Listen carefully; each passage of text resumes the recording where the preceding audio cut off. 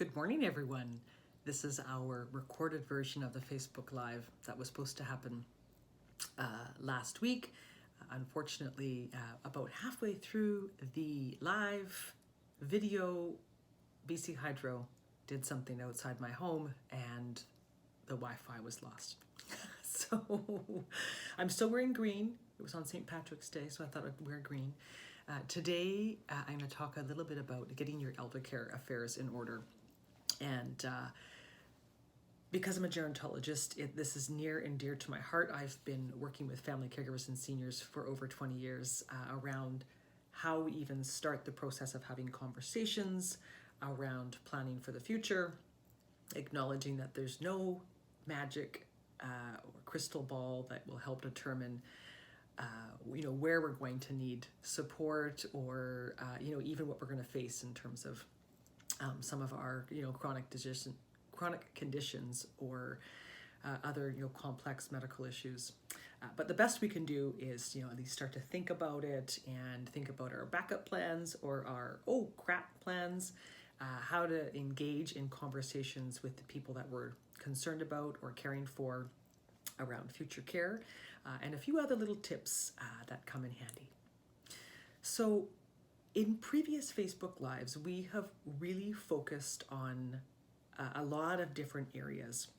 And one of them has been communication and the importance of when we're engaging in conversations with our loved ones or the people we're caring for, some sort of do's and don'ts or ideas on how to help those conversations go as smoothly as possible. And interestingly enough, when you speak to, in particular, adult children who are concerned for aging parents, 1/3 of them feel like they have some challenges in just trying to have a conversation with an aging parent around, future care. And that's, there's lots of reasons behind that. One of them is, of course, it's very difficult for parents to stop being parents. And so when they perceive that an adult child is, telling them what to do is often what older adults will say about these conversations. It can, make those conversations feel, we can get stuck, or it can feel as though, the older adults, digging their heels in. And truthfully, unless that older adult isn't able to make decisions or has, really rapidly changing capacity, they certainly have, the right to live their life accordingly. But the point is that having these conversations around future care and the role of the family caregiver, or understanding values and needs and preferences of those older adults or a spouse who's facing challenges, is really important. It really helps give everyone time and consideration around what's going to be in the best interest of the person that's requiring the care, but also for the caregiver. So going into these conversations for caregivers, there's a couple of things that are really helpful. So first of all, I think the critical part is that we want to be of service to the person that requires support and care, and that we're not fixing anything unless we're being asked for input or to fix the situation or to do research. And bringing that frame of mind is very helpful. I had a recent conversation with an adult child who was caring for an aging parent, and she actually acknowledged that she was resisting that. And when she spoke it out loud, she realized, right, this is a bit more about me than it is about my aging parent. And I'm frustrated. I'm juggling work demands and caring, and they don't quite seem to see the impact it's having.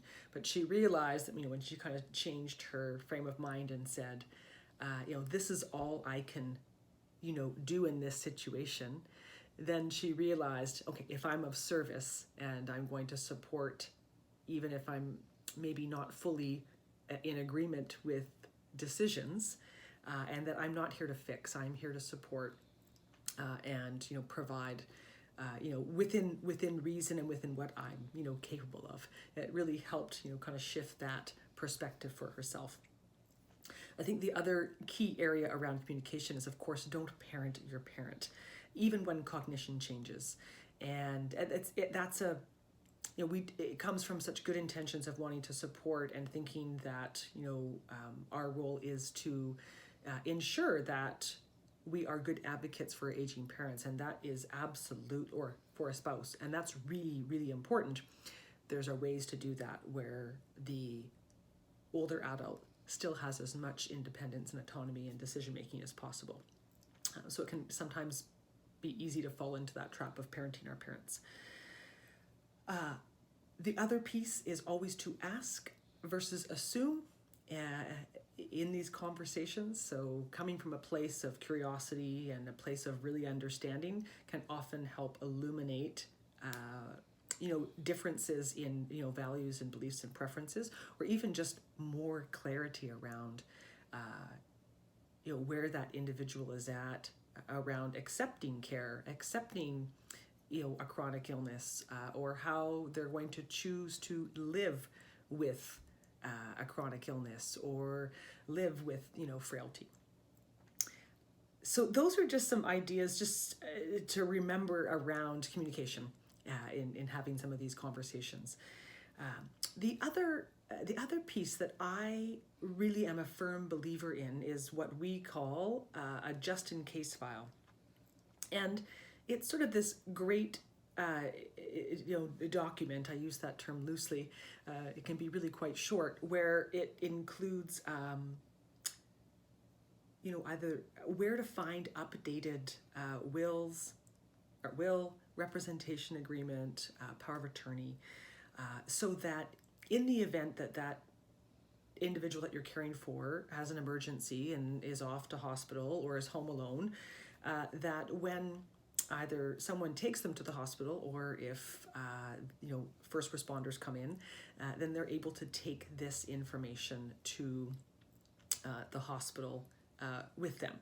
And it really kind of gives this up-to-date information in terms of emergency contact informations, key information around medical issues or diagnosis, and current list of medications, as well as who is the healthcare representation, or who is the healthcare representative, who is the power of attorney in that document. And so that would travels to various locations, hospital, medical appointments, so that it really makes it easier for the family caregiver, to be the best advocate for the person they're caring for. But if that individual ends up alone, that there is still this key documentation that travels with them. And it's very common for first responders to look for some type of file or some type of information that they can take to the hospital. So that's really, this just in case file is really important, in addition to ensuring that those legal and financial documents are up to date. So that if there's been any recent changes in relationships, in deaths of individuals who were your healthcare representative, then those need to be changed and updated on a regular basis. And so the third one around this idea of planning or getting your elder care affairs in order is what we call the technical term is contingency planning, but sometimes in our conversations with caregivers, I'll say, the oh crap file, like, oh shoot, we hadn't thought about this, or we hadn't anticipated this.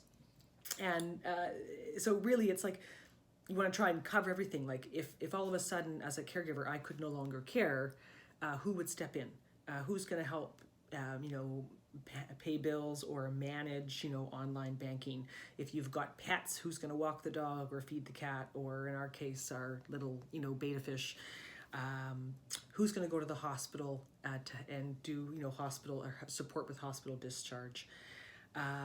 Who's in that circle of support, and what type of care and support needs to be provided in the absence of a family caregiver, or if the individual, who is, they say, living alone, has an acute episode. So that's just another really important piece. And finally, around the idea of, questions to get you started. I'm just going to refer to my notes here.